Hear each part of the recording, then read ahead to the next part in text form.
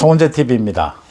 국민의힘의 윤석열 후보의 최측근으로 꼽혔죠. 장제원 의원이 조금 전에 자신의 입장을 내놓았습니다. 백의종군하겠다. 선대위와 관련해서 어떠한 자리에도 가지 않겠다. 윤석열 후보 비서실장으로 꼽혔죠. 그런 자리에는 가지 않겠다. 자신의 지역구에 내려가서 윤석열 후보 대통령 당선에 최선을 다하겠다. 이렇게 이야기를 했습니다. 김종인 위원장을 영입하는데 걸림돌이 되는 것이 장제원과 김병준이다. 이런 보도가 많이 나왔습니다. 여기에 따라서 장제원이 자기 결심을 한 것이고, 이제 국민의힘 내부에서는 김병준 위원장이 어떻게 되느냐 부분이 논의가 되고 있습니다. 제가 2주일 전에 이 송은재TV를 통해서 윤석열 후보의 국민의힘 대선 후보 당선을 도왔던 캠프의 소위 공신들은 스스로 물러나는 것이 어떻느냐, 스스로 양보하는 것이 어떻느냐, 이런 말씀을 드린 적이 있습니다. 정말 꿈 같은 이야기 아니냐, 낭만적인 이야기 아니냐, 현실성이 떨어지는 이야기 아니냐, 이렇게 비판을 하는 분들도 있었습니다. 제가 국민의힘 캠프의 공신들 보고 물러나라 라고 한 것은 그렇게 낭만적인 것만은 아닙니다. 현실적인 계산으로 두 가지입니다. 하나는 그 공신들이 먼저 물러나주면, 먼저 양보하면 윤석열 후보의 운신의 폭이 넓어지는 겁니다. 윤석열 후보의 명분이 생기는 겁니다. 나는 나를 도왔던 그 많은 공신들도 앞장 세우지 않는다. 자기들 스스로 이 선으로 물러나겠다라고 했다. 이렇게 당당하게 말할 수 있다라고 하는 겁니다. 그 다음 두 번째, 그렇게 경선 과정에서 고생을 했던 공신들이지만 스스로 이 선으로 물러나겠다라고 하면서 윤석열 후보에게 이렇게 운신의 폭을 넓혀주게 되면 오히려 더 살아날 확률이 더 높다라고 하는 점입니다. 권력이라는 것이 어차피 사람을 선택하는 부분이지 않습니까? 시간의 문제지. 윤석열 후보도 지금은 아니라 하더라도 앞으로 내심으로는 부담스러워지는 상황이 올 수도 있습니다. 이렇게 현실적인 차원에서 공신들이 이 선으로 물러나는 것이 필요하다, 양보하는 것이 필요하다라고 말씀을 드렸는데, 사실은 백의종군을 맨 먼저 선언한 사람은 김태호 의원입니다. 김태호 의원이 백의종군하겠다. 후보가 마음껏 인선을 하라. 후보의 인선 폭도 넓혀주고 현역 의원들은 모두 지역구로 내려가자. 민주당도 그러고 있지 않습니까? 솔직히 대선 국면에서 현역 의원들이 가장 필요한 것은 지역구입니다. 지역구에서 목표를 딱 세우고 현역 의원들이 정말 신발끈을 동여매고 뛰면 성과가 나게 되어 있습니다. 현역 의원들이 정말 중앙에서 크게 꼭 해야 될 일 아니라면 지역구에 내려가서 뛰는 것이 가장 효과적입니다. 그건 많은 선거를 통해서 입증이 된 부분입니다. 지역구로 모두 내려가자, 지역으로 내려가자. 김태호 의원이 맨 먼저 선언을 했습니다. 김태호 의원도 지난 경선 과정에서 선대위원장을 맡아서 전국적인 윤석열 후보의 전국 조직을 만들기 위해서 낮밤 가리지 않고 발로 뛰었습니다. 그럼에도 불구하고 김태호 의원이 맨 먼저 이 선으로 물러나겠다, 백의종군하겠다 선언을 하자 나경원 전 의원이 뒤따랐습니다. 저는 나경원 의원 같은 경우에는 지난 당대표 선거에서 당원들의 폭발적인 지지를 받았지 않습니까?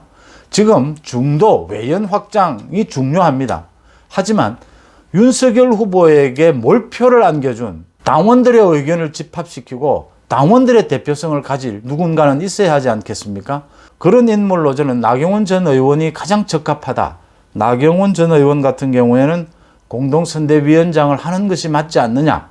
원희룡 후보는 또 후보의 대표로서 경선에 참여했던 후보 대표로서 참석한다면 나경원, 원희룡은 공동선대위에 가는 것이 맞지 않느냐라고 생각하는데, 나경원 전 의원도 백의종군을 선언을 했습니다. 거기에 이어서 오늘 장제원 의원도 백의종군을 선언을 했습니다. 장제원 의원은 페이스북에 저는 오늘 윤 후보의 곁을 떠난다. 후보가 마음껏 인재를 등용하고 원탑이 돼 전권을 행사하는 공간을 여는 데 앞장서겠다 이렇게 했습니다.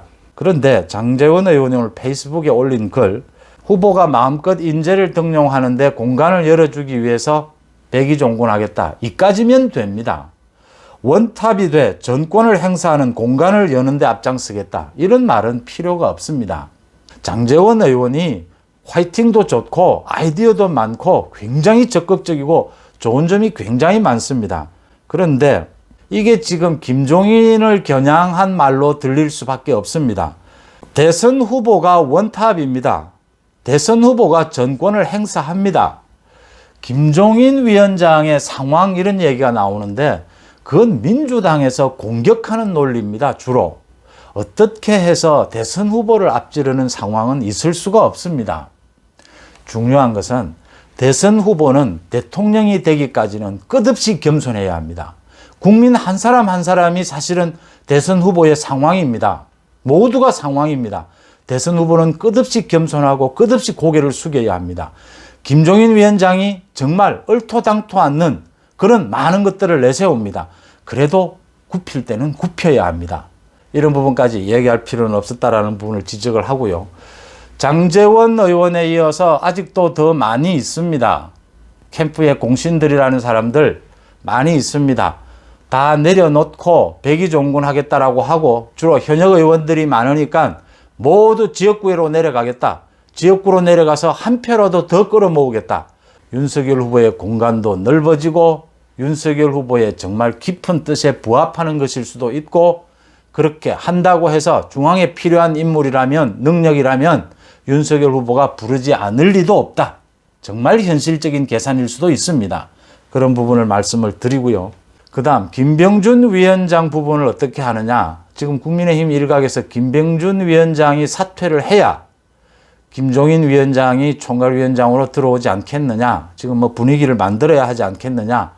오늘 이제 김종인 위원장은 윤석열 후보가 연락이 오면 만나지 않을 이유가 없다라고 이야기했고 윤석열 후보도 기다리고 있다. 이렇게 입장들이 조금씩 바뀌고 있습니다.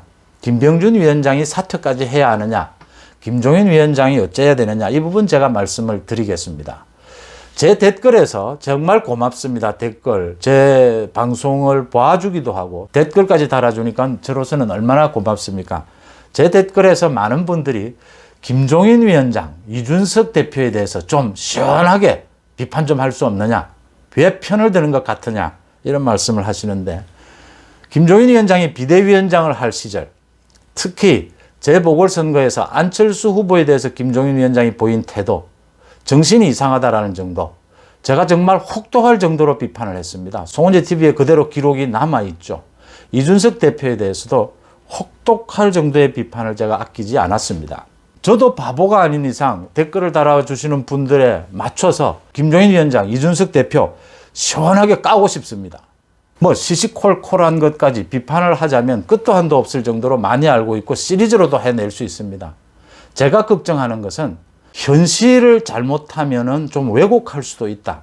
지금 국민의힘 야권에서 흘러가고 있는 이 흐름에 좀 일탈할 수가 있다. 잘못될 수 있다라고 하는 부분입니다. 이 정치권에 대해서 깊숙한 얘기들을 하면서도 정치권 누구와도 불가근 불가원, 가까워지지도 않고 멀어지지도 않고 일정한 거리를 유지하면서 정말 객관적이고 공정하게 한번 쳐다보는 이런 형식의 평론을 하겠다라는 부분을 지켜나가려고 굉장히 노력을 합니다.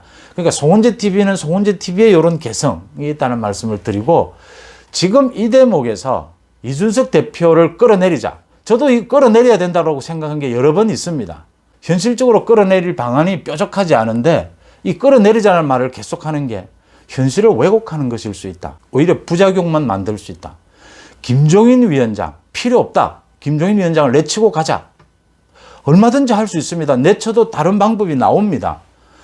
제일 중요한 것은 윤석열 후보가 아주 일찍부터 김종인 위원장 총괄선대위원장 체제를 구상을 해온 것입니다. 그 구상을 해오는 과정에서 윤석열 후보가 이제 빅텐트를 만들고 이제 복합적인 조직도를 가지고 서로 견제와 균형을 유지하자. 이런 형태로 이루어지면서 이제 김종인 위원장과의 갈등이 빚어진 것이죠. 이런 현실적인 흐름, 이걸 제가 외면할 수 없고요.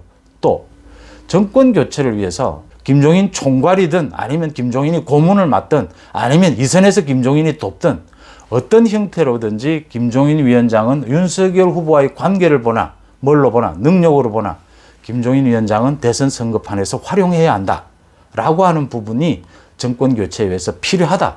제가 시원하게 김종인, 이준석 깔 수 있지만 그렇게만 할 수는 없다라는 점을 말씀을 드립니다. 좀 이해를 구하고요. 이재명 후보, 이재명의 대장동 비리를 봐서 저 대장동 비리를 특검으로 가지 않을 수는 없습니다. 저 대장동 비리로 봐서 이재명은 무너질 것이다.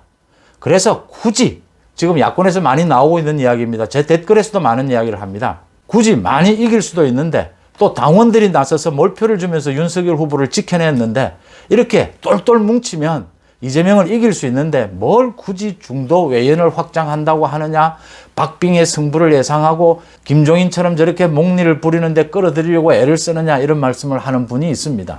그렇지만 보시다시피 아직 문재인 대통령의 국정수행 지지율이 30%대에서 어떨 때는 40%까지 육박을 하고 있습니다. 아직 유지가 되고 있습니다. 이재명이 최대한 끌어올린다면 문재인 대통령의 지지율까지는 끌어올릴 수 있을 것이다라고 하는 그 개연성이 있는 겁니다. 이게 문제입니다. 정말 큰 승부는 어쩔 수 없이 최악의 경우를 상정하고 전략을 짤 수밖에는 없다.